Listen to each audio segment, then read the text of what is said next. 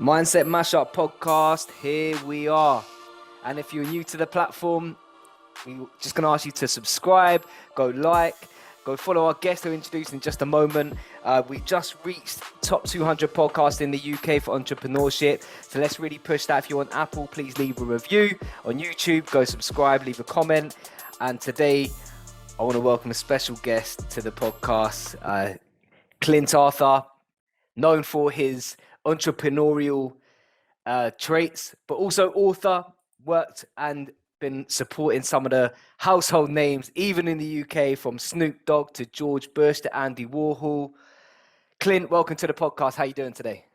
Phenomenally fantastic. Thank you. Good stuff. So, Clint, I want to go straight into it. We've got sort of 30 to 40 minutes maximum. So obviously you've got the book, The Wisdom of the Men. I want to know what inspired you to start on that book. Remember when the world melted down in 2008, or were you too young? Which was it? Was this the credit crunch? Yeah, the financial crisis Yeah. of 2008. The world Yeah. was melting down, Yeah. and I connected with a group of men who met every week to help each other to become better men, to help each other to become the man you always wanted to be. And this was called a men's team in Los Angeles. All the people in this team had come out of this same seminar that we all took called the Men's Weekend. And the purpose of this team was really to get back to what it was like when you were a caveman, when you would go out and hunt with groups of men.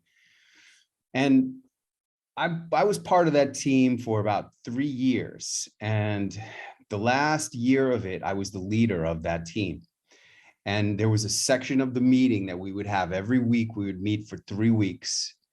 And at around the halfway point, I would say, is there any man who needs the wisdom of the men?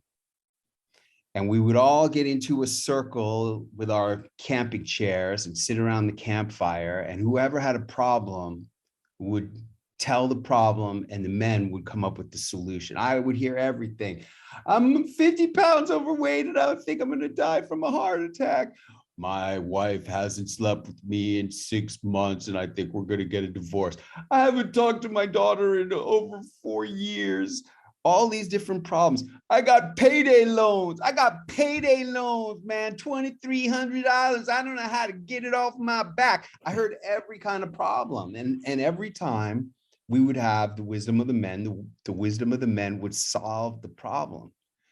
And it was like magic, because the whole world would disappear and it would just start crackling. You would feel the crackling energy of eons of generations of men just coming through with the wisdom.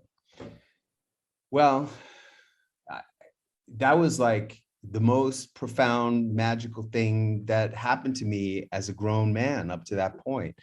And over time, as I started meeting, like I've written a lot of books. This is my 21st best-selling book, Wisdom of the Men. And as I was writing all these other books, I came up with this idea. I want to write down all the smartest stuff that I've learned from all the men in my life. And at first I was going to include every man. I was going to include my father, my grandfather, the guy who gave me my first job, my tutor in high school. I was going to include everybody, but I made a list of all the men in my life who had taught me something smart.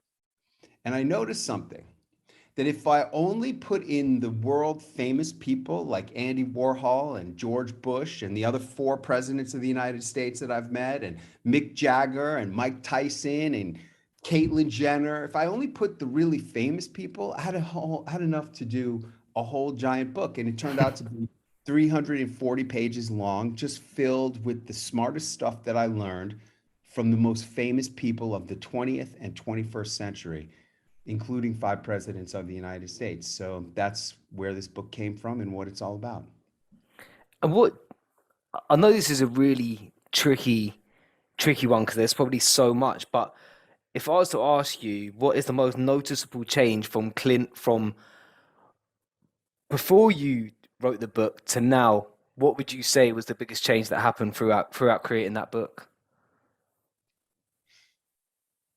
Previous to this, all my books, except for What They Teach You at the Wharton Business School, my first best-selling book was What They Teach You at the Wharton Business School. And that Yeah. was what I learned when I was in college, before I lost my mind. See, after college, I went home to get the congratulations from my parents. And then they got into the hugest fight. My dad stormed out of the house. I'm sitting on the couch in the living room. I turn to my mom. I go, you know, Mom, the way he resents you all these years, have you been cheating on Dad? And I'm thinking, wow, where did that question come Yeah. from? I never thought that question before. And then I'm thinking, wow, what kind of a rude son of a gun asked his own mom a question like that? That's the first thing I ever said in my life. And then I'm thinking, why ain't she answering the question? And then she says, he's not your real father. Your real father was a doctor at the fertility clinic we went to for 6 years, and you look just like that guy. What? Wow. And Yeah. I lost my whole mind and ran off to Hollywood and started going on auditions. I mean, I went to the best business school in the world. I was supposed to be an investment banker. I called up the investment bank. I said, thank you, but no, thank you. I don't want to work at #1 World Trade Center on the 87th floor. That probably saved my life, but it sent me in a completely different trajectory where I drove a taxi for 6 years trying to make it in Hollywood. And all I got was bloody and bruised, and I lost all my confidence, and I had to relearn everything about how to be a successful person, because I sunk down to the bottom after 13 years of chasing a dream that never Wow. happened. But then I quit writing, and all throughout the 2000s, I got involved in selling gourmet food and building houses during the real estate boom leading up to the financial crash of 2008. And luckily for me, it didn't wipe me out totally, but it really did impact me. And that's what brought me back to the men. And that's what brought us to where we are today.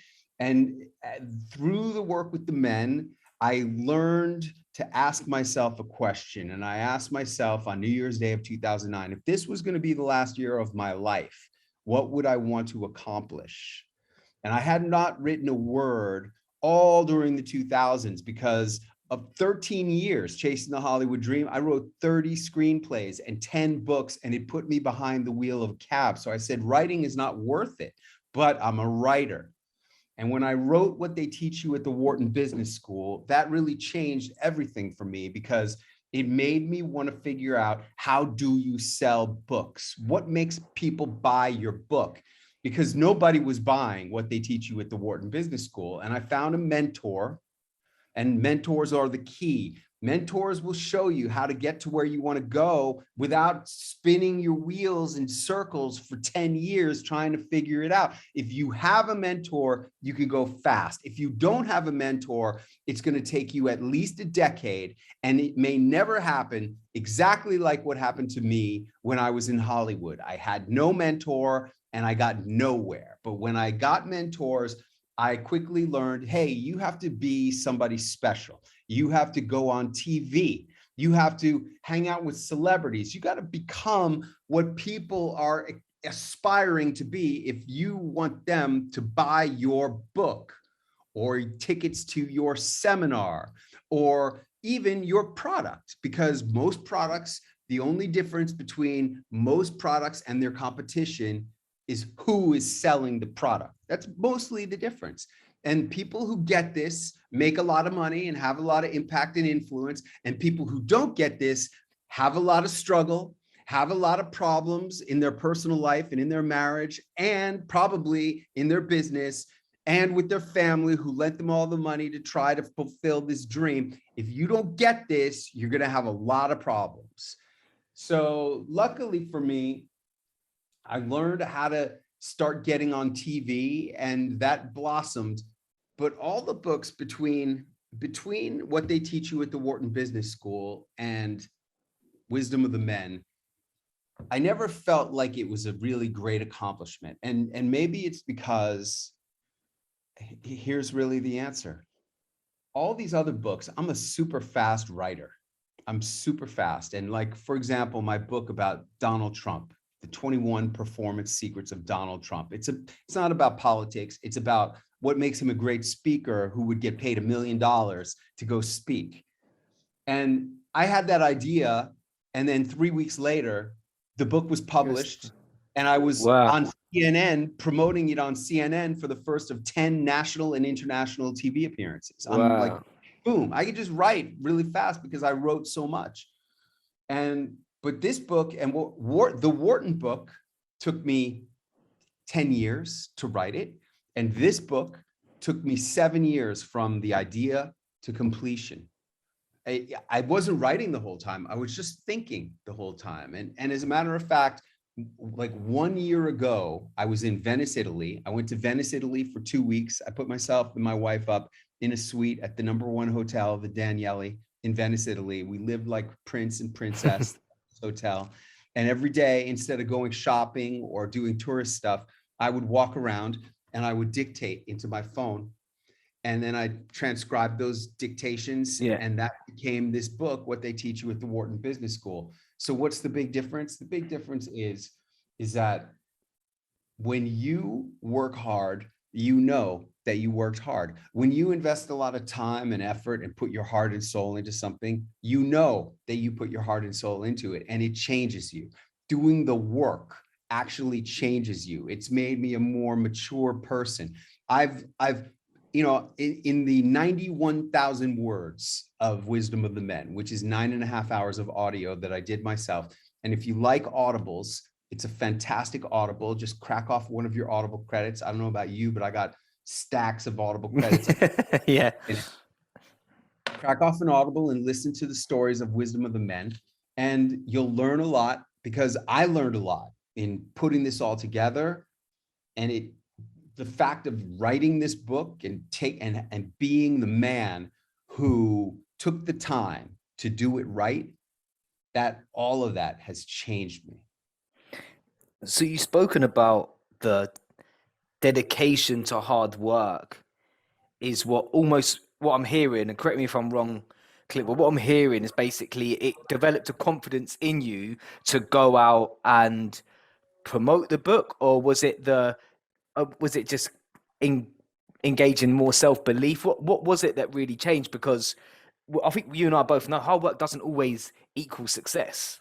So was it the dedication, or was it the hard work that's given you this breakthrough, if you like? Well, it's everything, because I'm sitting here. There's a mirror right here. I cannot lie to the person in the mirror. Yeah. I'm looking in the mirror, and I know what I did and I know what I didn't do. Yeah. And I know when you can't lie to yourself. Yeah.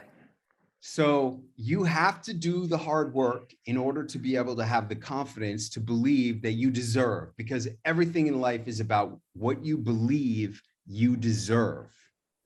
And the best way to really feel like you deserve is to do the work, get the experience. I mean, look, I've done 115 network television appearances in the United States and abroad. Okay. Nobody can fake that. Nobody can take that away from me. Yeah. I'm always going to have that. I'm always going to have that confidence and that experience. I got a lot of my students right now. I teach people how to get on TV. I teach people how to get VIP speaking opportunities, like at the London Stock Exchange, the Royal Society of Medicine. I was just there in September speaking at Oxford and Cambridge and those other places. And those types of experiences will change you, and it's not easy to get them, but when you do, nobody can take it away. And I just want to go back to that accountability part where you said you can't lie to the person in the mirror. And I believe that the biggest detriment that we can do is pretend to the world that we're doing something, but lying to ourselves, trying to impress other people, because I believe that just diminishes all self-esteem that you have for yourself when you fake it to yourself. And have you ever experienced that, or like the outside external validation? Because I know I definitely have. Or was it the hard work that sort of taught you the lesson to go out there and really just put in the work? Look, one of my great mentors is this man named Dan Kennedy. He's a living legend of entrepreneurial marketing. In fact, he inspired me to host my conference, the Living Legends of Entrepreneurial Marketing at Carnegie Hall in New York City, where I had him and Martha Stewart and Ice-T and Michael Gerber and Jerry from Ben and Jerry's and a whole bunch of others. And when I first really connected with him was when I won his award as Information Marketer of the Year. And I was at a mastermind, which was your prize. Your prize was you got to go to this mastermind of all the different winners of different contests. It was an amazing thing. One of the other winners goes, wow, so like, is what Clint does like this, what this other guy does? And Dan Kennedy goes, no, Clint does the real thing. And that's always been a standard of mine. Okay, nothing I do is fake. Yeah. Everything has to be real, because if it's fake, all it does is it undermines your own confidence. Yeah. And this whole thing is all about confidence. People are not buying your product or service. They're buying your belief that what you're going to do for them for a lot of money is going to solve their problem. That's what they're buying. All they want to know is this going to work for me? And if I say, yes, it is going to work for you, then they're going to give me the $10,000 or the $25,000 or the $100,000 that my clients give me, because that's what my mentorship is. Okay. My mentorship ranges from $5,000 to $100,000. And it depends on what you need and what you can do and how fast you want it. That's what it's all about. I know what I can do. And I'm never going to lie to anybody, because the lies are just going to shortchange the whole circumstance. This is about me bringing you on as a $10,000 client and then working you up with repeated successes over and over and over until you give me the lifetime value of a client for me is around $27,000.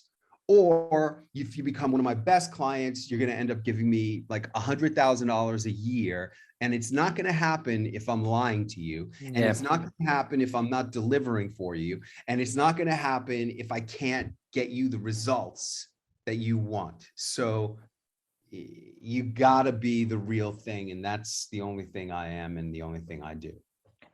And I support, and I think that's such an important message for the people that are listening.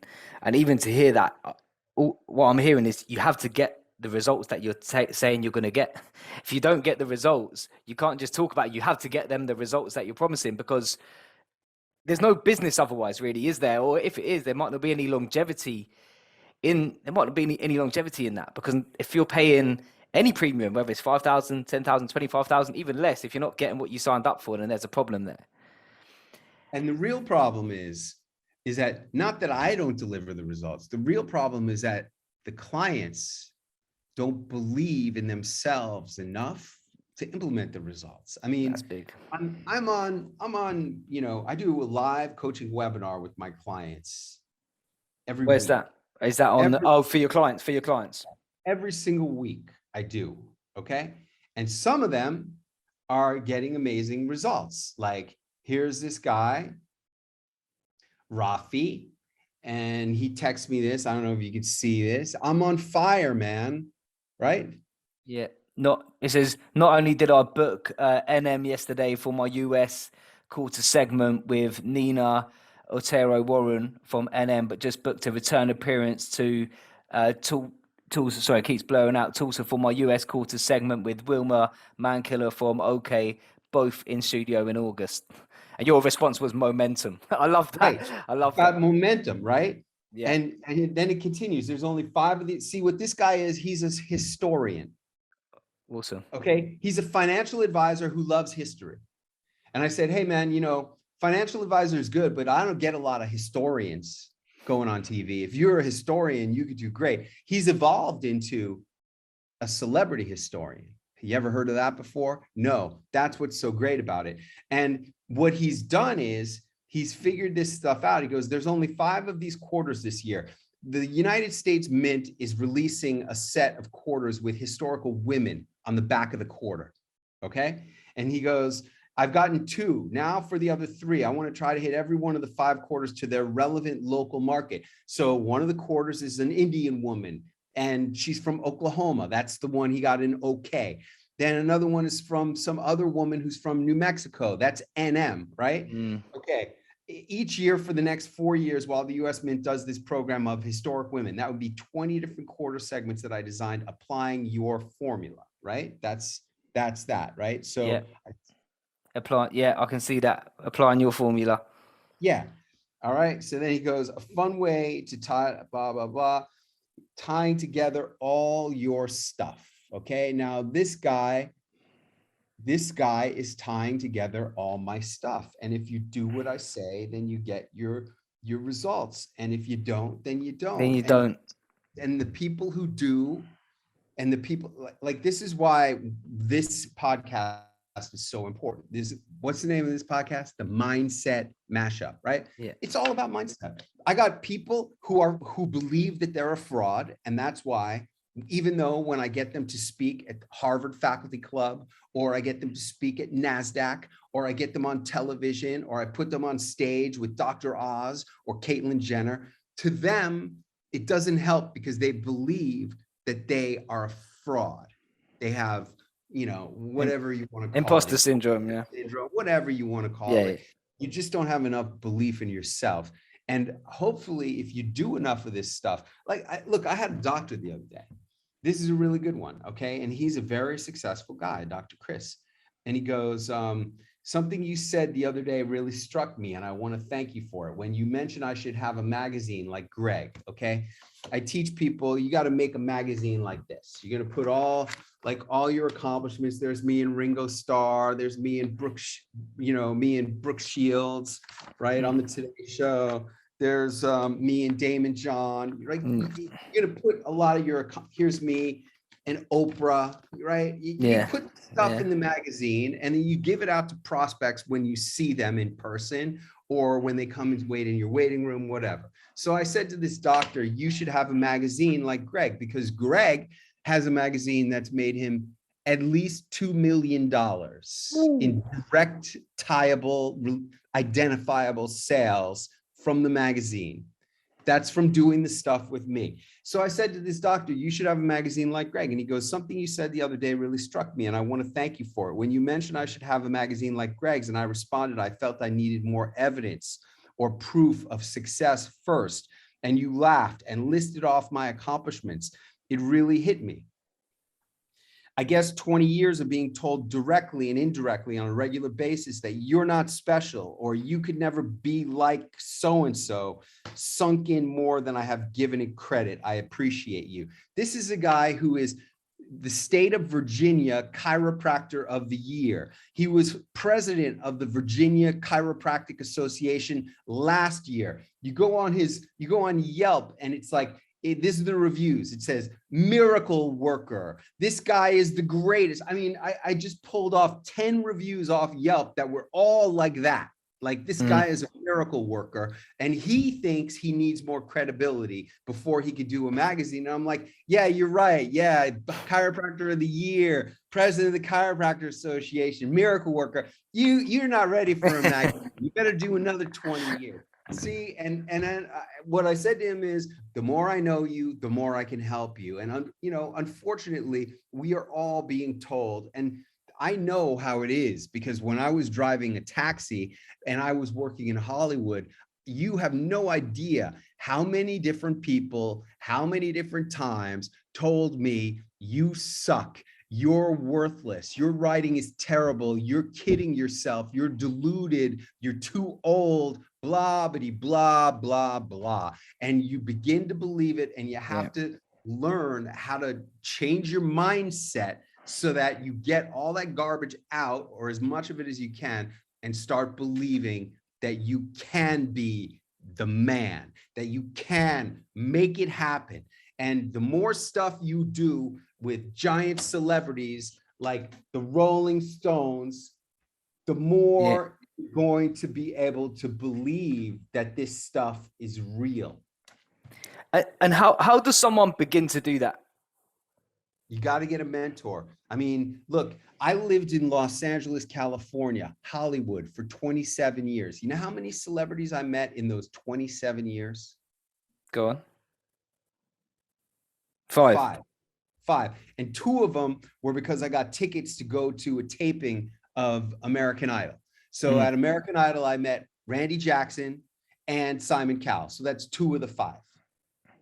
So all the rest of these 27 years. And then one of them was John Travolta, who I met when I was on vacation at the Royal Hawaiian Hotel in Hawaii. So that's not quite the same. Yeah. Like, if you know, in 27 years living in Hollywood, I met five celebrities and one of them was at a luxury hotel in Hawaii. So if you think you're just going to make this stuff happen, that you're going to just figure out how to connect with celebrities and that you're going to get great photos with them and know how to talk to them and be with them, you're kidding yourself. You'll be lucky to grab a selfie with somebody sometime, but you got to know how to ask them for a selfie so that they'll give you a selfie. If you want to do this kind of stuff, you need a mentor. And I don't know anybody else who can teach you and provide opportunities like that other than me, honestly. So if you're interested in that, go to clint.com, CLINTTT, 3 T's. Why 3 T's? I work with all kinds of authors, speakers, coaches, experts of every different kind. One of my expert clients was an expert in namology, the science of names. And she said to me, Clint, I wish you could add an extra T to your name because the T's end up on top. Like, so I couldn't get Clint with 2 T's.com, but I could get Clint with 3 T's.com. So if you're interested in making stuff happen, changing your mindset, ramping it up and becoming somebody who people want to pay a lot of money to, go to Clint with 3 T's.com. And I'll put that in the description as well. And Clint, when it comes to the people that you serve, just to be clear to the audience, this is any service, any business, any product, or is it specific to a particular person?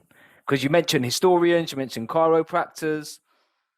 Well, look, you know, you ever hear of a guy named Steve Jobs? Yeah, of course. And what did he sell? Apple. iPhone, Mac. Yeah. Who sold it? What do you mean? Who sold it? As in, like, who was selling the iPhone? It wasn't Steve. It wasn't Steve Jobs directly. No, it was Steve Jobs. Steve Jobs was selling the iPhone. Steve Jobs said, it's like the iPod. It's like 1,000 songs in your pocket. Who said that? Steve Jobs. Mm. Okay, what would Apple be today without Steve Jobs then? Nobody, nothing. They couldn't do it without Steve. They had Scully, the head of Pepsi, the greatest marketer in the entire world. He couldn't do it. Why? Because Scully was nobody.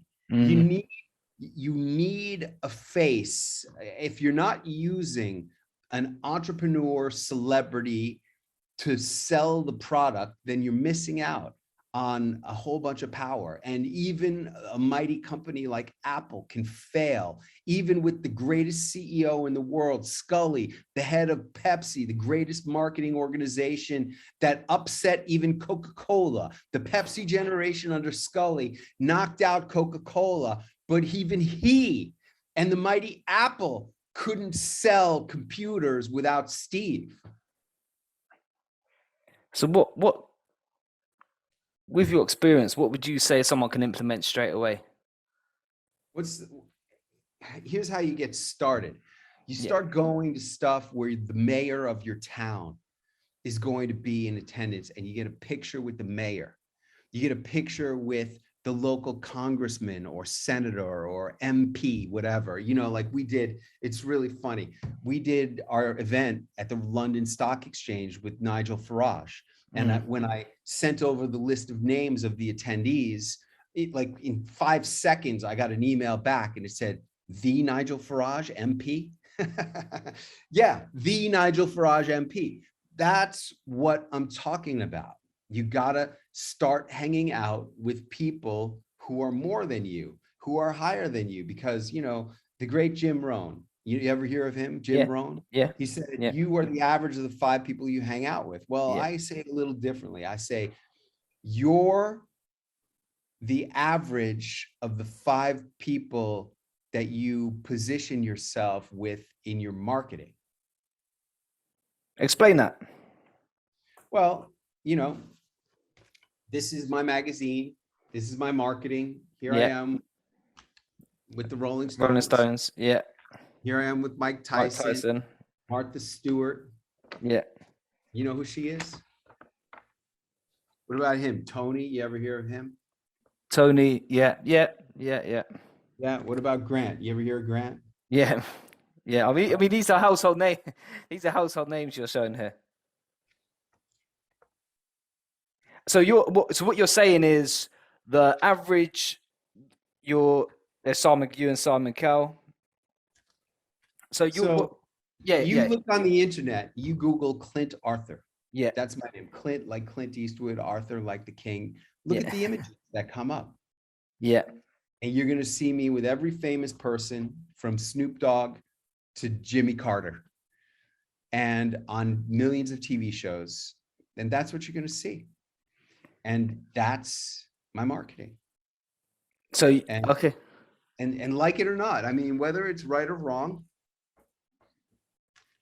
I'm the average of the 5 people that I hang out with. Yeah. And you 21 best-selling books, successful entrepreneur. So like we spoke about results, you spoke about your program. For the entrepreneurs that are listening, as we wrap up, you've spoken about mindset. What would you say is the single most important mindset an entrepreneur should have? Belief in yourself and that you deserve it. Believe in yourself. It's easy to say, but you got to create that belief. And that's not easy. And you've spoke about creating that by beginning to eliminate the voices in your head, beginning to eliminate all the voices that have told you no before. Basketball teams and other professional sports organizations, soccer, football, whatever you want to call it. All these teams, they have psychologists and psychiatrists on staff, and they pay them millions of dollars. Why? To make the players believe that they are better than they really are. That belief is all the difference between kicking that goal and having it go right in the corner and get by the goalie and missing. With the belief, there is so much pressure, especially when you get to the high stakes stuff, like hanging out with major celebrities or speaking on big stages or going on TV or presenting a big deal for a signature on a contract. There's so much pressure there. And it is the confidence that allows you to pull through. In 2013, on December 31st, I went on the Today Show, which is the biggest morning show in America, and Brooke Shields interviewed me. And the next day I woke up and I said to my wife, I think I'm done drinking. I had been a heavy drinker, a really good drinker, man. I could drink as good as anybody. Put me up with Russian and I could drink, whatever. And I just quit because at that point I had achieved the peak of Maslow's hierarchy of needs, self-actualization. Yeah. And I somehow innately, I just no longer needed to drink. And then we got to do an event.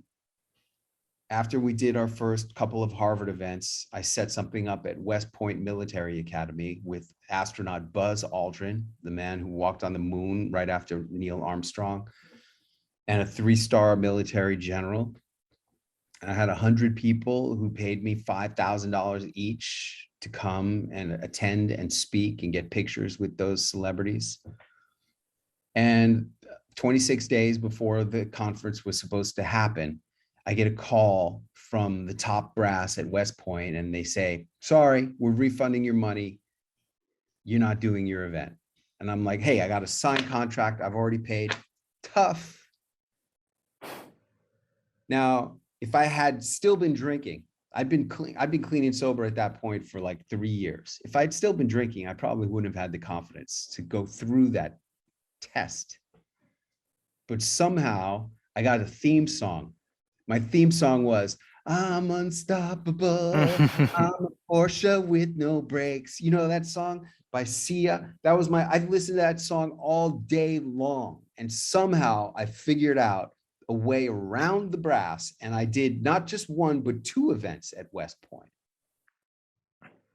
And if it wasn't for the confidence, if I had still been drinking, you know what I would have done when the military brass told me tough, go screw yourself? I would have gone out drinking and drowned my sorrows instead of figuring out a way to make it happen. And that's what this is really all about. I said it earlier. It's about figuring out what can you really do and then making it happen and delivering results. If you don't deliver results, you're not going to stay in business. And this is despite the adversity going on around you, isn't it? Because there's always going to be problems, there's always going to be adversity, and it's being able to figure it out. Clint, as we bring this to an end, this podcast, you spoke about mindset, you spoke about entrepreneurship, you spoke about your program. Is there any sort of closing message you would like to leave to the audience? None of this stuff is natural born stuff. You know, people think, oh, that person, like Kevin Hart, he's like natural born. You know, Kevin Hart went on a national tour of every comedy club in America and didn't break through. Have you listened to his book on Audible? No, I haven't. It's another great one. Listen to mine and listen to his. Then he went on a second tour of every comedy club in America, and still he wasn't Kevin Hart that you know today.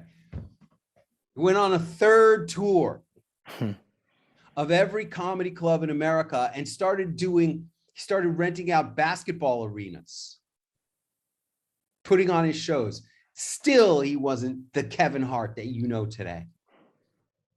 It took him 4 national tours, going to every comedy club in America, for him to finally break through. On the 4th tour, he played JFK Stadium in Philadelphia with 25,000 people for a comedy show. That's what it takes. Yeah. It takes that kind of dedication. And, you know, I say this to my clients, look, I cannot turn you into Kevin Hart, but I can launch you. I can get you the momentum. Remember, I talked about momentum. Message. You can get momentum, and that's the hardest thing in the world to get, is momentum. That's why doing podcasts is so great, because you're building momentum week after week after week. That's why, look, I've been doing my weekly coaching webinar since 2012, October 2012. I have not missed a week. 10 years. Hey, man, this is what it takes to continue to deliver, to start to gain momentum, to build momentum, because that's the hardest kind of energy. I have a mathematical formula that I prove in my television publicity training classes. My TV class is called Celebrity Launchpad. And at Celebrity Launchpad, I teach my formula, E equals MT squared. Now, you know, E equals MC squared, right? That's Einstein's theory of relativity. Clint Arthur's theory of televisiosity is E equals MT squared. Energy equals more television and more television. That's E equals MT squared. Yeah. Now, the best, hardest, most powerful kind of energy is momentum. Yeah. You got to get that momentum. And just so you know, why I have what I have, why my clients get what they get, is because if E equals MC squared and E equals MT squared, then MC squared equals MT squared, right? So that means all the stuff in the world equals energy. Yeah. All the TV that you want, more TV and Equals more TV equals energy. Yeah. So that means the more TV you do, the more stuff you're going to get. Yeah. If you want all the stuff, do more TV. Yeah. That's why celebrities get what they get, because real celebrities go on TV all the time. And if you want to be living the dream and having everything you want, you got to go on lots of TV. That's what Celebrity Launchpad is all about. Clint, thank you very much for your time. We really appreciate it. I'm going to put all your links from your book to your website, where people can go into your programs, in the description. I'll put your social handles on there as well. But just one last question: what's next? What's coming up for Clint? Well, it's been a constant evolution. where I've been hiring all these celebrities, Dr. Oz, Martha Stewart, Rolling Stones. I hire these people in order to build my celebrity, because everybody knows celebrities hang out with other celebrities, and I'm somebody now. I'm not Mick Jagger, but I'm somebody. And I'm at the point now where all my seminars are at my gigantic mansion in Acapulco. People come to me. They come for me. So if you want to learn with me, it happens in Acapulco. And that's the only way it works now. I'm not doing stuff in the United States, really. I'm only doing stuff in Acapulco. And that's what's next. That's what's next. Clint, thanks for your time. And hopefully we'll catch you on here very soon. All the best.